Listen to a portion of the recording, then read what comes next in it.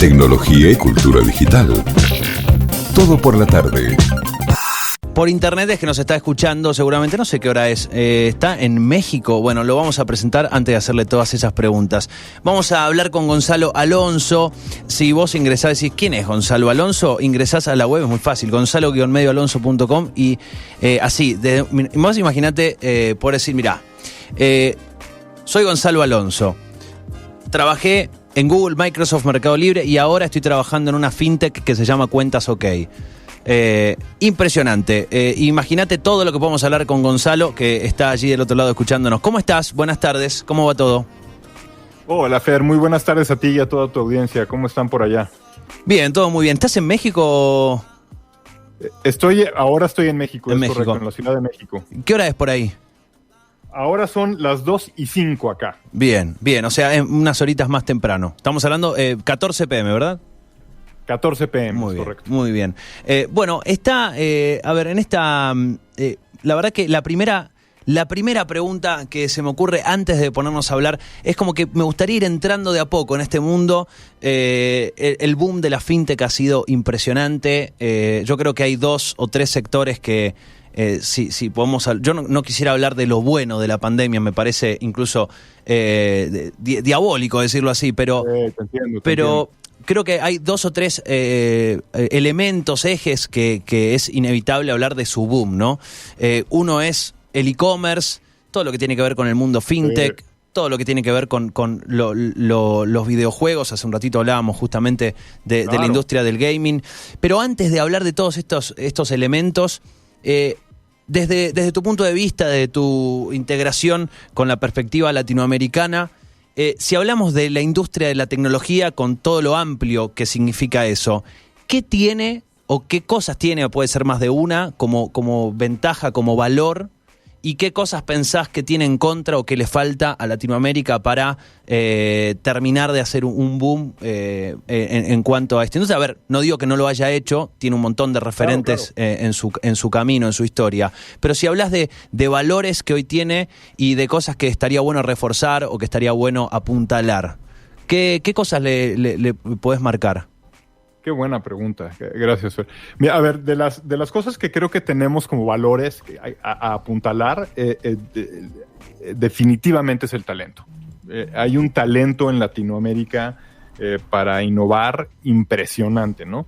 Y en Argentina, pues solo tienes que ver las empresas como Globant o Mercado Libre, ¿no? Sí. Para ver cómo está, o sea, cómo derrochamos ese talento, es impresionante, ¿no? Particularmente en Argentina yo admiro mucho el espíritu empresarial que hay y todo lo que ha salido de ahí.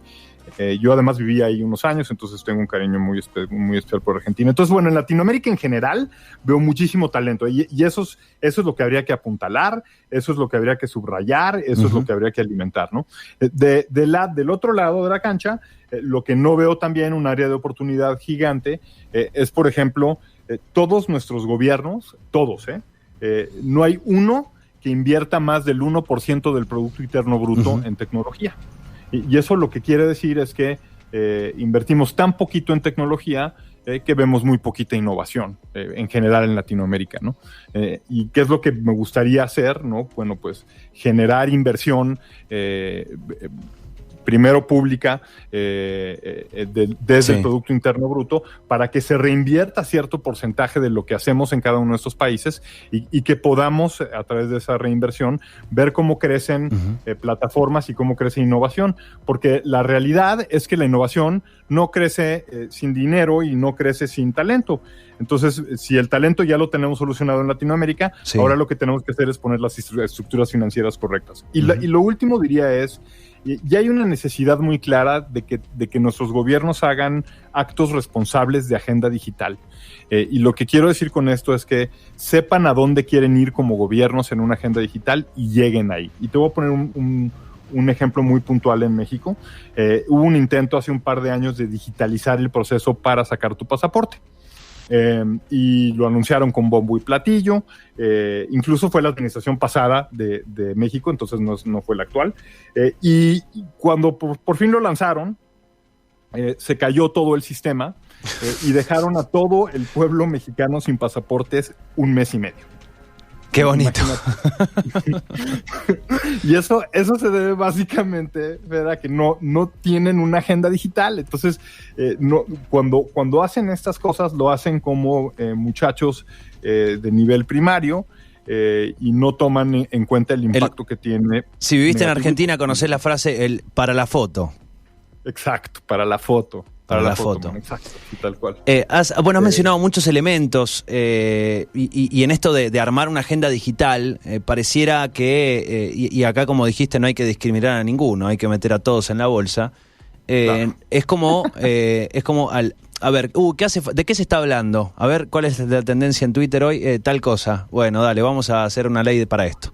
Pareciera, ¿no?, que no hay como, más allá de que se arman reuniones, se arman grandes conversatorios, se arman, no sé, el plan Conectar 2030, el plan, no sé, aquí hay planes sobre, no sé, inteligencia artificial, se hablan de un montón de cosas, pero cuando se tiene que pasar a la acción, pareciera que son eventos aislados y que no forman parte, como decís vos, esto de una agenda, ¿no? Algo tan importante para marcar un rumbo, en definitiva, para no quedarnos atrás. Y después miras a países que están del otro lado del mundo. Te voy a poner un ejemplo clarísimo. Estonia, que además Estonia por ahí empieza a parecerse en Argentina en elementos interesantes, con economía, población, clase media muy sana, una serie de cosas muy interesantes, ¿no? Y ves que ahí sí hay una agenda digital y que en 20 años han logrado lo que ni un solo de nuestros países ha logrado en probablemente 40 o 50 años de avance tecnológico, y francamente da envidia, ¿no? Uh-huh. Y lo que decías tú de los FATs es muy cierto. Ahora en México, porque no hay una agenda digital, un senador de la nada decidió que es buena idea pasar una ley para empezar a regular las redes sociales, imagínate. En un país en donde hay un cinturón de pobreza de 20 millones. Tranquilo, un tema para nada difícil, además, muy sencillo de resolver. Entonces, y eso es lo que te pasa cuando no hay una agenda clara, ¿no? Se presta que alguien de pronto uh-huh. alce la mano y de la nada diga, ¿y por qué no? ¿No? ¿Y por qué no? Y en uno de esos, ¿y por qué no? Te cargas la mitad de la industria digital de un país, ¿no? Entonces hay que ser muy, muy cautelosos y hay que ser muy, muy cuidadosos, y para eso pues debería de haber agendas claras que además estuvieran consensuadas y que todos las conociéramos, ¿no? En definitiva, para no irnos más por las ramas, pero uno podría básicamente trazar esa línea y aplicarlo el mismo ejemplo y entender cómo casi en un montón de áreas funciona de la misma manera, ¿no? La representación del interés de la ciudadanía o de los sectores que son más productivos y que pueden traer todos los beneficios que eso significa. Bueno, pareciera que no es así. Y uno me gustaría hacer esos cuestionarios, ¿no? A ver, de redes, de uso, de internet, y no creo que los pasen esos cuestionarios. No es porque tengan que saber todo, pero por lo menos estudiar un poquito. Es difícil, es difícil. Sí. Antes de ir a lo siguiente, me gustaría tocar uno de los valores. Hablaste del talento y me parece, como decís vos, que uno, a mí siempre hablé con un par de personas y varios emprendedores que están en Israel, que todo el mundo que habla de Israel sabe que básicamente la frase es como que vos levantás una piedra y hay una startup en Israel, y algo que sucede es justamente cómo está muy insertado el sistema en el sistema educativo, ya sea la programación, esto, lo otro, y entiendo que esa formación de talento tiene que surgir desde las bases, desde los primeros años. Como el fútbol, igualito.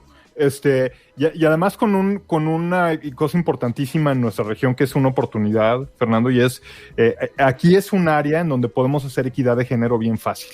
O sea, es decir, es igual de fácil enseñarle a una mujer que a un hombre a programar, y si lo empiezan a hacer desde edades muy tempranas. Yo, por ejemplo, empecé a programar a los 5 años. Uh-huh. La verdad es que cuando tienes 50, como yo, es algo bastante natural, aunque tenga 20 años sin hacerlo.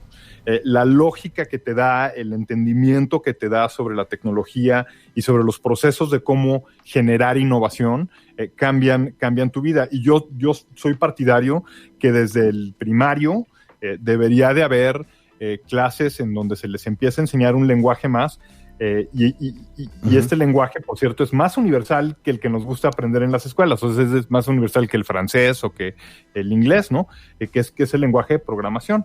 Y tendría nuestra juventud un arma súper poderosa para poder exportar e importar valor que hoy no tiene Latinoamérica. Y como tú dices, es porque tampoco en las currículas académicas hemos pegado este otro cacho, ¿no? Que además ya no podemos obviar. Le preguntas a cualquier joven, chamaco, por ejemplo, mi hijo hace 3 años te decía que quería ser youtuber, ahorita tiene 17, ya no quiere ser youtuber, ya tiene otras aspiraciones, pero es decir, y hay que entender que para ser buen youtuber hay que entender de programación. Porque hay algoritmos que rigen esos negocios, porque hay programación que rige esos negocios, y tener esto como una habilidad generada sería algo muy práctico. Yo soporto esa idea muchísimo.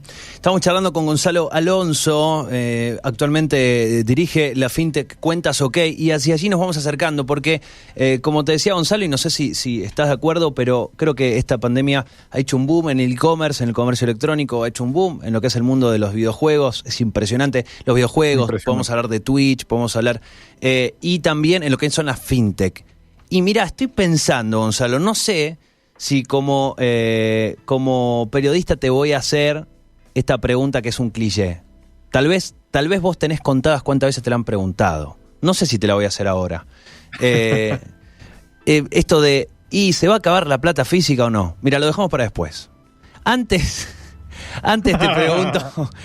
te pregunto, ¿cuál es tu perspectiva justamente del mundo fintech en Latinoamérica? Creo que todos, vos seguramente tengas a toda tu familia diciendo, dale, usa la aplicación, descárgatela, pero creo que todos, en familias donde no tenemos gente trabajando en fintech, hemos visto como papás, mamás, tías, tíos, hijos, hijas, primos se han descargado alguna aplicación para pagar con QR, hacer una transferencia. Digo, esto a partir de la pandemia ha estado en boca de todos. En boca de todos. Y para darte datos concretos, por ejemplo, en México hemos visto un incremento en transacciones digitales bancarias de más de un 50% de año contra año, cuando veíamos ya incrementos muy parciales, ¿no? Y la otra es que el pago a través de código de barras, que es otro pago que hay en México instituido por el gobierno y que está empezando a crecer, se aceleró 2 años enteros al programa que tenían hecho, precisamente por las condiciones que se están dando. Y el e-commerce, pues, ¿qué te cuento, no? Mercado Libre México ha visto crecimientos del 300% año contra año, por las condiciones que están. Y fintech no es la excepción. Y cuando hablas, por ejemplo, hay indicadores muy interesantes que nos demuestran esto.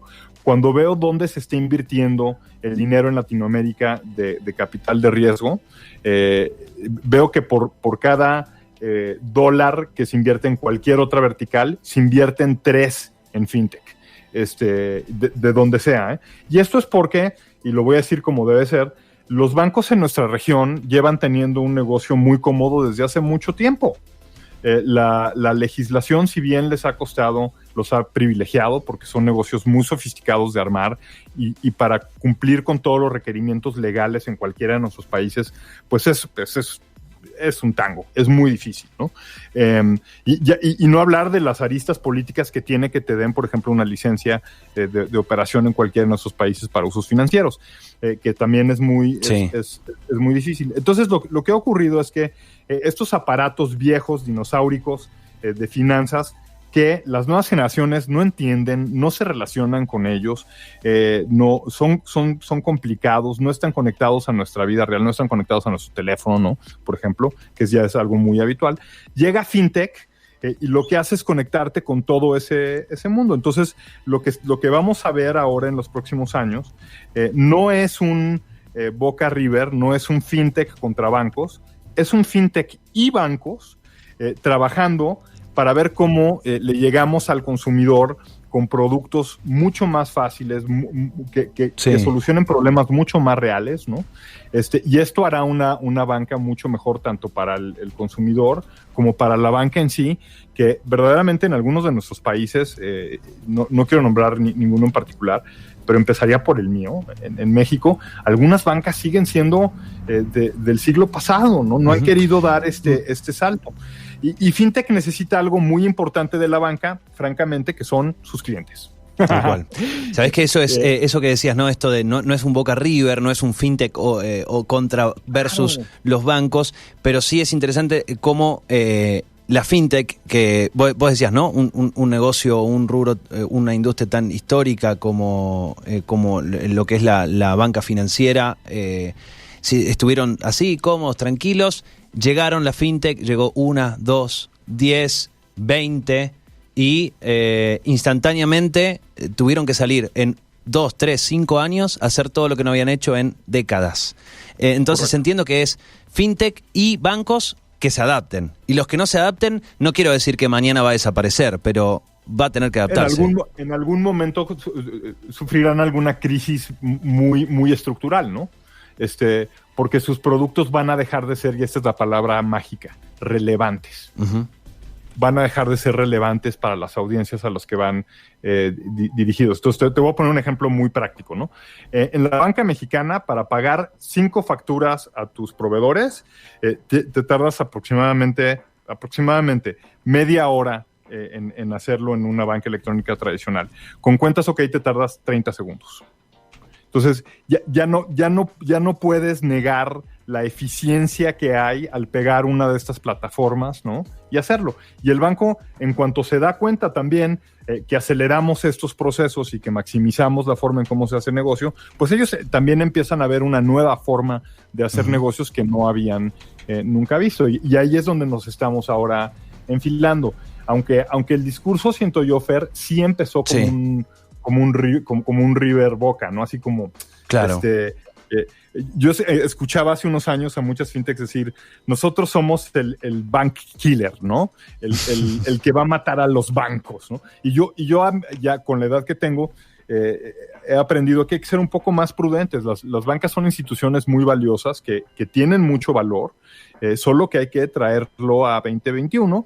Y tienes, la última capa que quisiera comentar en esto es, y claro, la pandemia aceleró todavía más esto. Entonces, si ahí había un banco a principios del año pasado que pensaba que digital era importante y que sí tenía que invertir ahí, pero mira, no lo hagamos ahorita porque no es el momento.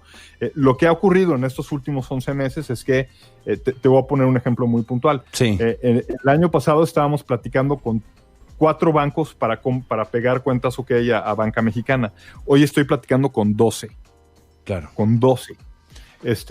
Y eso pues ha hecho que el apetito de los que quieren invertir en fintech pues vean estos movimientos y digan, oye, si esto ha pasado en tan solo unos meses, imagínate qué va a pasar en los próximos 24 o en los próximos 36. Es impresionante.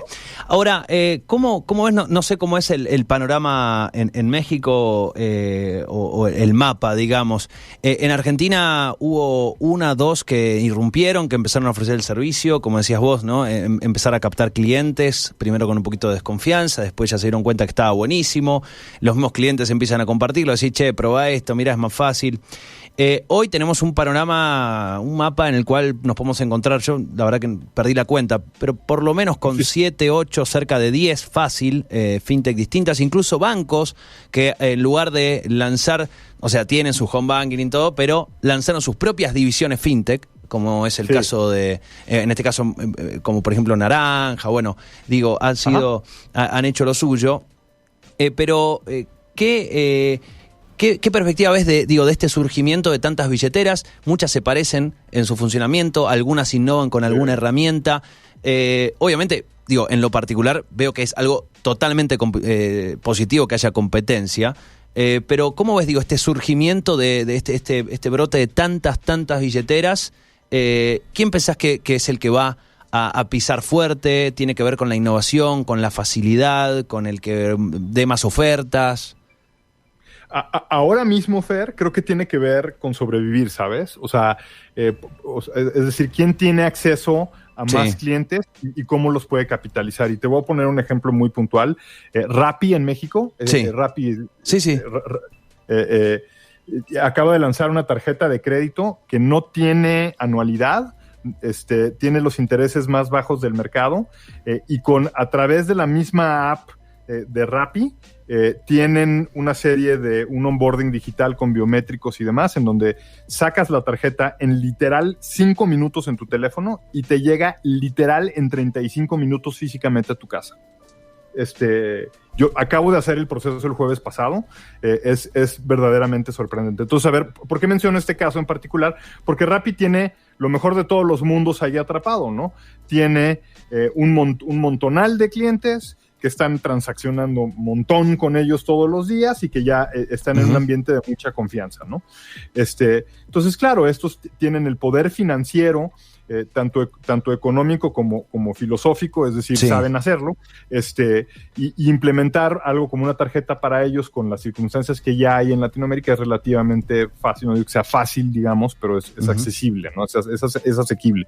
Entonces lo hacen y de la noche a la mañana, ¡pum!, claro. Rappi levanta 220,000 tarjetavientes de cuentas legales en México que pasaron por los biométricos legales para levantar cuentas. Entonces, pues si me preguntas a mí, claro, el tener ese acceso, ¿no? Rápidamente a esos clientes les da una facilidad. Si encima, como ellos, tienes la innovación, pues tienes los elementos ganadores para poder capitalizar. El otro ejemplo perfecto sería Mercado Pago de Mercado Libre, claro, ¿no? Sí. Cuando ves el crecimiento que tienen es espectacular por las mismas condiciones. Entonces, estos son los gallos, ¿no? Los que yo creo que tienen más capacidad. No me sorprendería en lo más mínimo, Fer, ver un Rappi Bank en meses. Gonzalo, te hago un par antes del cierre. La que tiré tímidamente recién, voy a terminar con esa. Mirá qué cliché enorme. Me encanta. Pero antes, Cuentas OK tiene pensado, hablando de ofertas, hablando de billeteras, ¿tiene pensado desembarcar en algún otro país, en Argentina? ¿Hay planes? Hay planes, sí. Hay planes para 3 países en Latinoamérica, y Argentina es uno de ellos. La regulación alrededor de la factura electrónica es muy similar.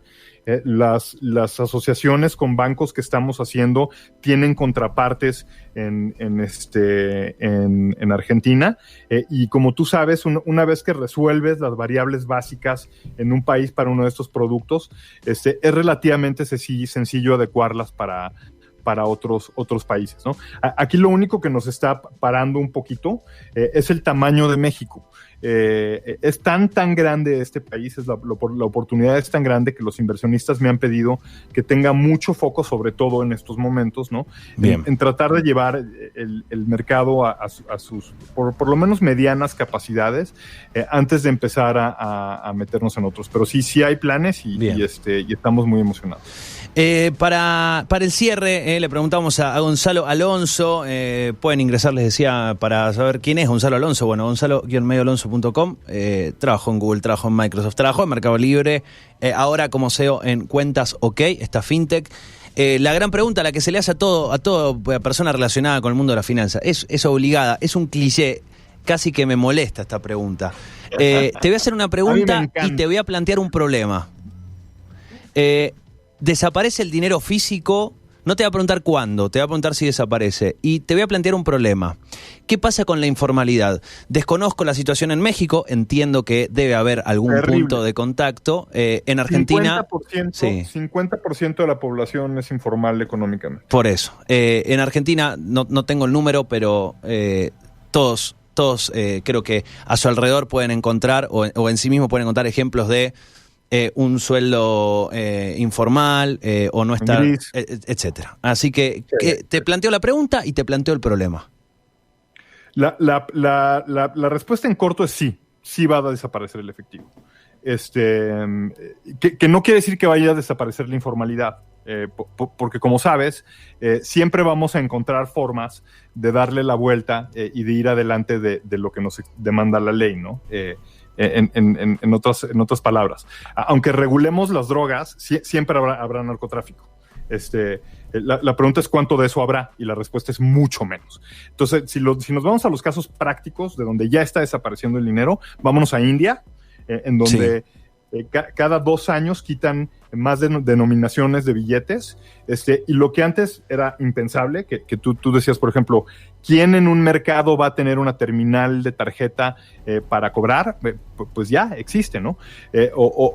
Y ahora no nada más eso, sino que hemos evolucionado, como tú bien lo decías, a cosas como códigos QR, en donde yo ya he visto en China mercados enteros llenos de códigos QR y las personas están comprando únicamente con su teléfono celular. Ya ni siquiera hay una tarjeta ni una cuenta de banco ahí implícitamente involucrada. Entonces, la respuesta es sí, pero más importante que eso es, queremos que se acabe el dinero.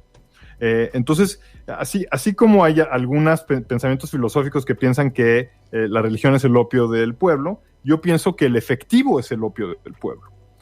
Y que los grandes defectos que vemos hoy en nuestras economías, en gran parte, se deben a la actividad económicamente activa en billete, en efectivo. Y en la medida que vayamos controlando esto, ojo, es un tema muy escabroso en nuestros gobiernos que tienen pasados controladores no muy agradables, pero parece ser que la única forma en la que vamos a poder controlar esta droga del pueblo, que es el efectivo, es eliminándola lo más posible. Y sí, no te puedo decir cuándo, pero sí va a desaparecer el dinero, y más importante que desaparecer el dinero, va a desaparecer el concepto de dinero, y van a aparecer en nuestra mente, que todavía están muy incipientes, estas nuevas ideas de criptomonedas, claro, y de pagos alternativos, ¿no? Que si bien hoy los vemos muy lejanos y muy difíciles, entre otras porque... Claro, hoy todavía es una de Spielberg, digamos.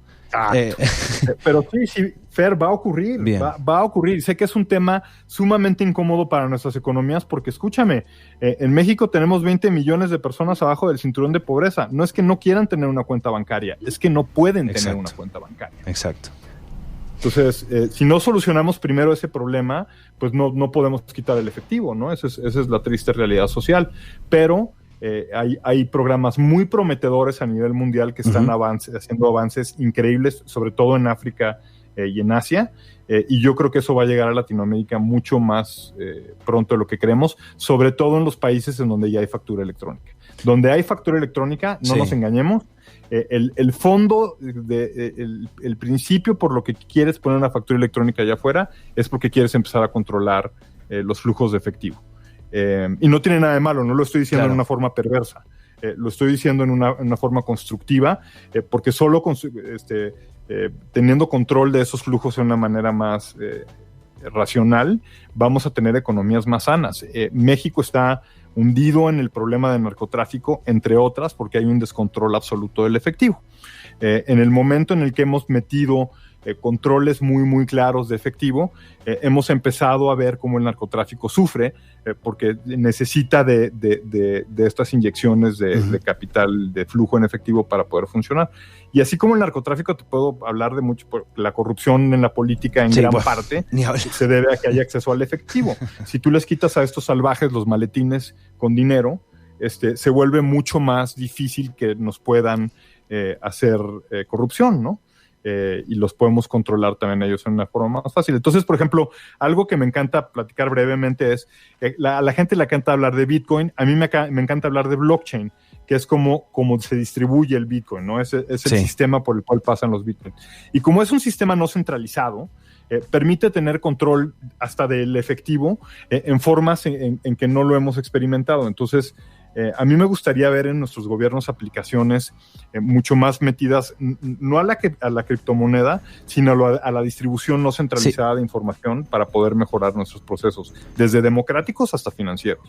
Igual sí se va a acabar el dinero, Fer. Bien, lo guardamos ese statement.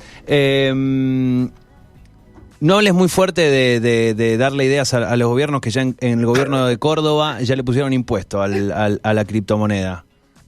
El tema no es ese, el tema no es darle un impuesto, sino hacer algo con eso, por favor. Fer, tienen que educarse, nos tenemos que educar todos. Sí. No puedes regular lo que no entiendes.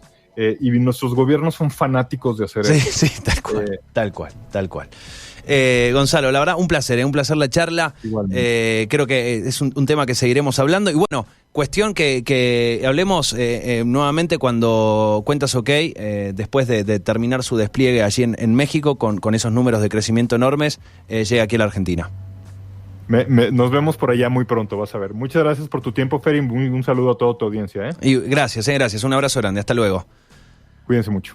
Allí escuchan la palabra de Gonzalo Alonso del CEO de la FinTech Cuentas OK. Tecnología y cultura digital. Todo por la tarde.